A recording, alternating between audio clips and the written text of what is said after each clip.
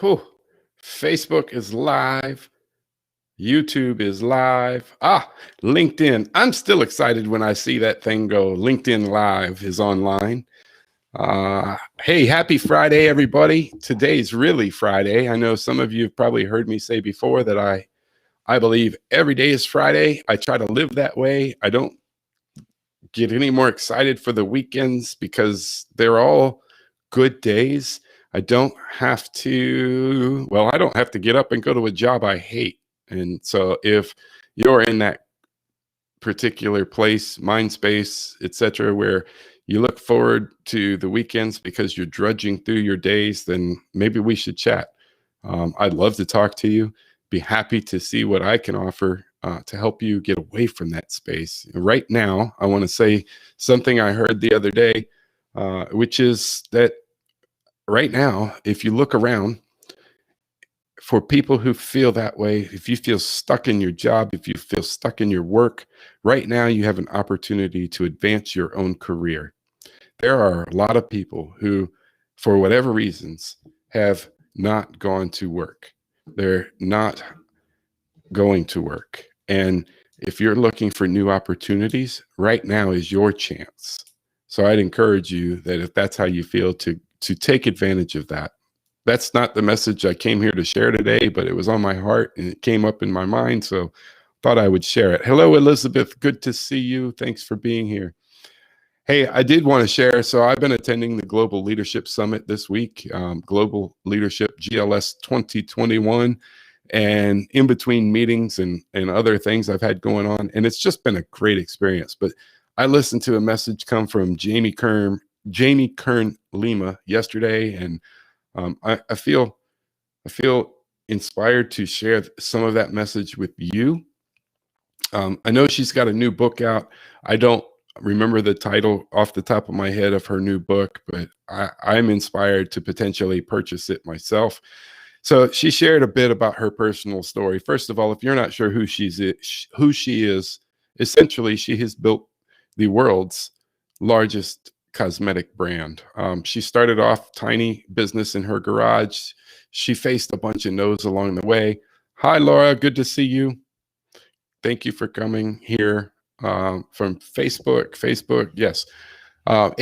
So Jamie shared a message yesterday that I just want to share. If you listened to me on Instagram earlier, I shared it there as well. But it's something that really inspired me. And so she had these no's, a lot of big no's, a lot of little no's along the way. The first thing that stood out to me was later in her message. She shared that she had an opportunity to go to QVC, which is where her business initially got a big start. This is way before L'Oreal bought them for like $1.3, $1.2 billion. And she became the CEO, first woman CEO in the history of their company. But before that, she was trying to scramble for some money because she had to meet a threshold in order to even appear on QVC. And so she went to not one, not 5, not 10 banks. And by the way, if I had gotten no's for a loan from 10 banks to build my dream, I probably would have stopped there. I feel like I would have just been frustrated and felt like I'd beat my head up against the wall and I'd run out. And she didn't stop there. She didn't stop at 15. 23 times she went to the banks before one of them finally said yes. 23 banks. And so that reminded me today that if you feel like quitting, whatever it is you're working on building, if you feel like giving up, just when you're about to is when things start to change for you. As I reflect over the past 2 years of building the business that I'm building, I look at all of the progress I've made, and then I think about where I'd be right now if I hadn't just started to take those steps and to start learning and growing, in business, to start learning the things I didn't enjoy doing, the things that I love doing. I certainly wouldn't be where I am right now if I hadn't started. The other thing is that you were born. You were meant to be someone. You have a dream in your heart. most likely. You have passions and desires and these grand ideas that are in your heart that you want to pursue. Maybe you're scared to do it. So the other part of her message that I want to share with you was inspiring to me, and I hope is encouraging and inspiring to you. She shared that if you don't turn the volume, she said you had to turn the volume down on the no so that you can turn it up on the knowing.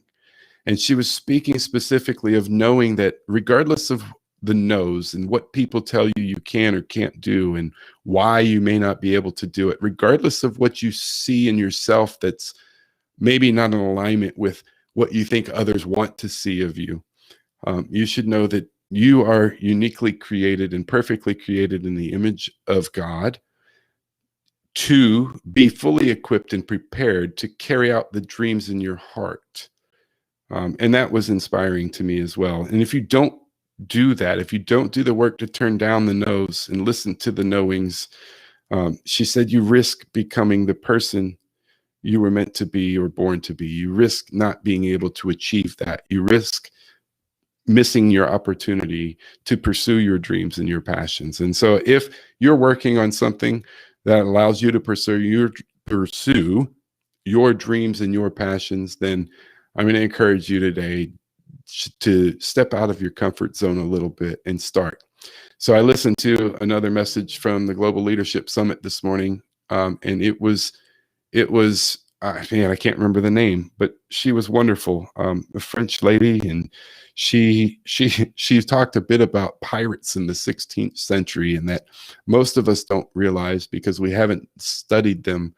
But when she started researching pirates and pirate ships and captains in the 16th century, she realized something interesting in that pirates had a democratic structure to the way they ran their ships, and that captains were potentially elected and then also potentially overthrown in a number of means. But one of the things that stood out in her message was that meant that these leaders, these pirates, these captains of these pirate ships had to consider each day, were they doing the things that were going to keep bringing their people together for a common good or not?